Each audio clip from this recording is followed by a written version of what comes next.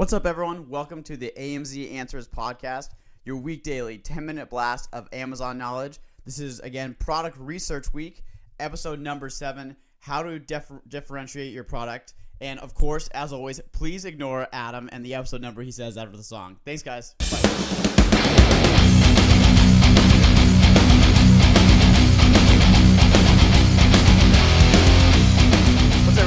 Everybody, welcome to AMZ Answers Podcast. This is episode number 6, differentiating your item. This is Product Research Week number 2, where we show you how to find an item and research an item and find an item.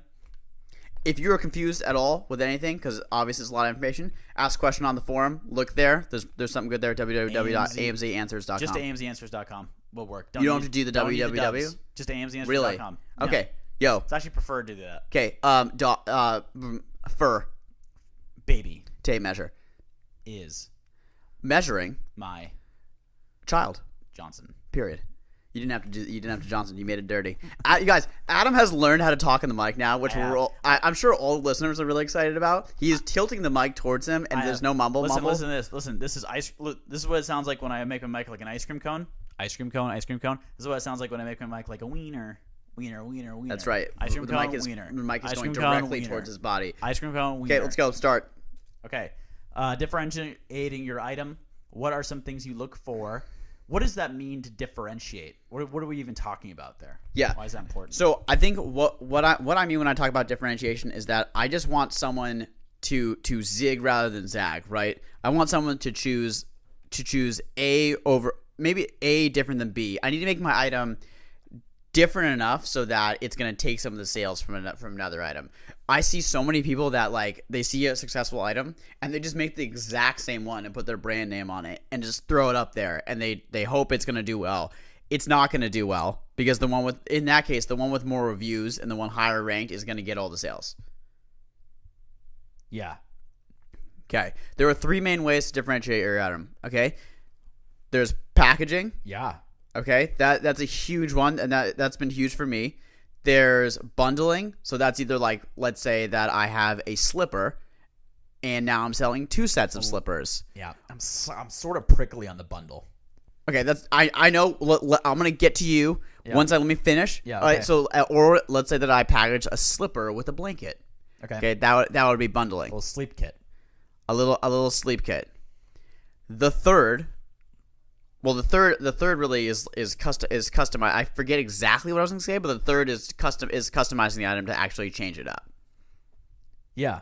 So you right there. You had packaging, you had bundling, you have customizing the item, and I'm going to add one more, which is adding an extra item. Not just bundling. said bundling. No, you said bundling, but let's say you have 3 toothbrushes. In the niche, they're selling 3 toothbrushes. You're like, okay, I'm going to come in with 5 toothbrushes and sell at the same prices. Dog, I totally agree with you. I literally just said that. But you said bundling. Bundling's with another guys, item. on this podcast, we are big fans of active listening. I was listening. I just thought you said bundling. Or whatever. Okay, I guess it's the same thing. Yeah. So for customizing, usually customizing is going to be the most expensive. Okay? Because your supplier is going to have to make a new mold. They're going to complain probably for a whole week. A lot. They're going to complain probably for the week.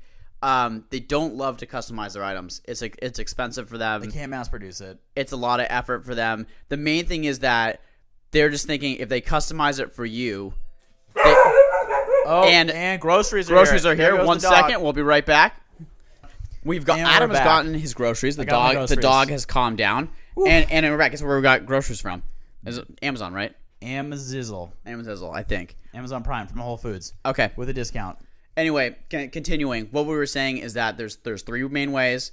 Okay, there's bundling, which can be adding an item or packaging with the same item. As we learned. Number 2 is packaging. Number 3 is customization, which is actually changing the physical item itself. The most expensive one is going to be customization. Okay, the supplier has to pull no mold. It's a whole hassle for them. The best ones to try and do. First of all, it's best to try and just do number 1, which is just the packaging, because that's the easiest and the cheapest one you can do. Adam? Yeah. You don't agree with that. Adam has some thoughts on bundling. Adam, tell me, what happened to you? No, I think bundling is a really legit way to differentiate your product, but when you bundle, obviously things are going to get more complex.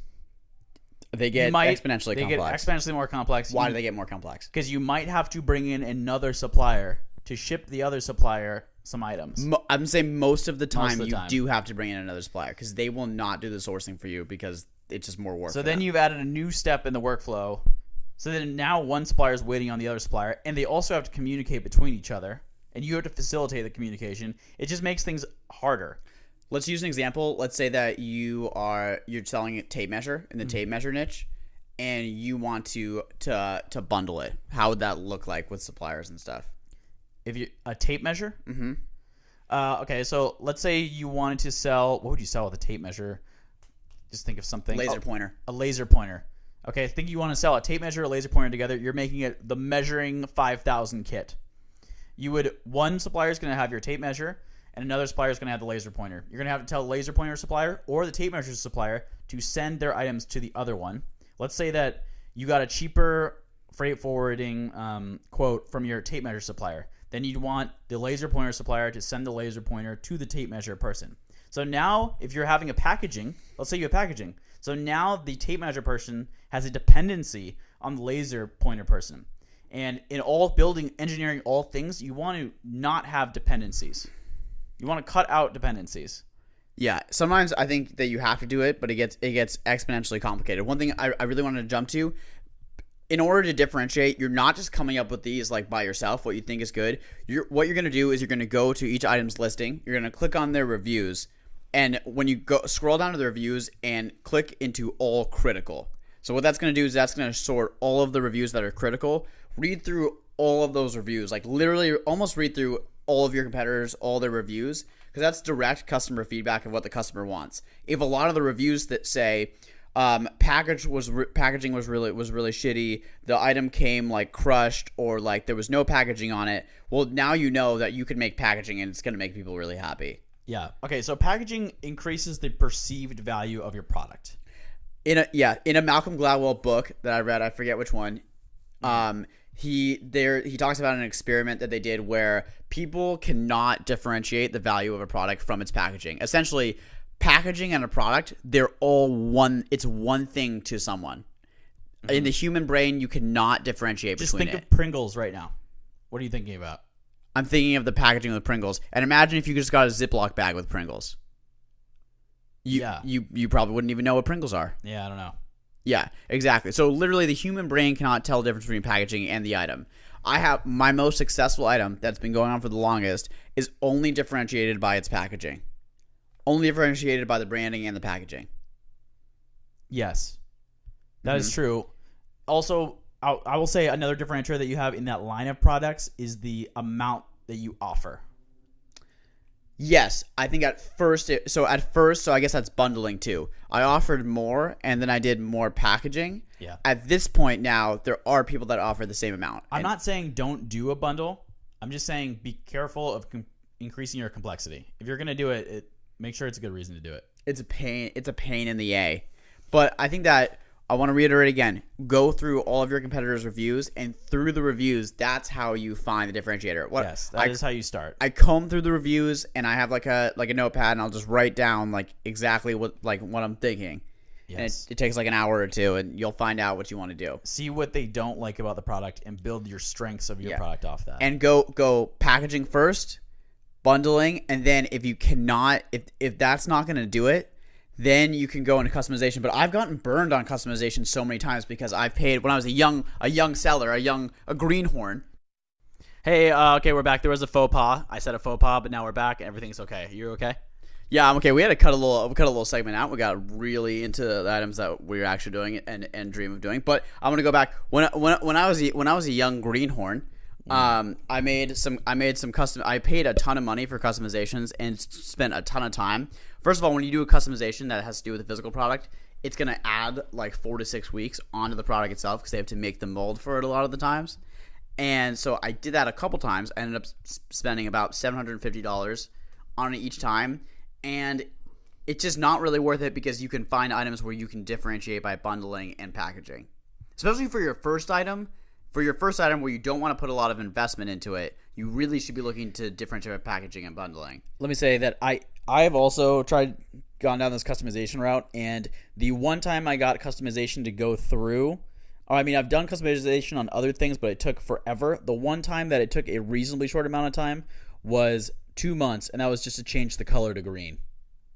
I remember that. So that was completely ridiculous. Okay, main takeaways.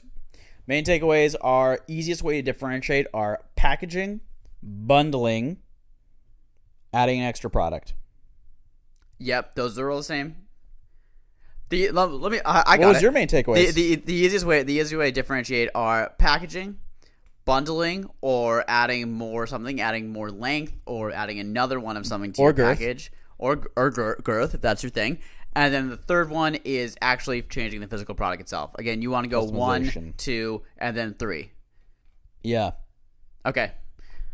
Guys, if you have a question, anything about sourcing, you want to know what our opinion is on something, whatever, go to amzanswers.com, ask it on the forum, we'll reply directly to you. Yep. Thanks, guys. Thanks, guys. Bye.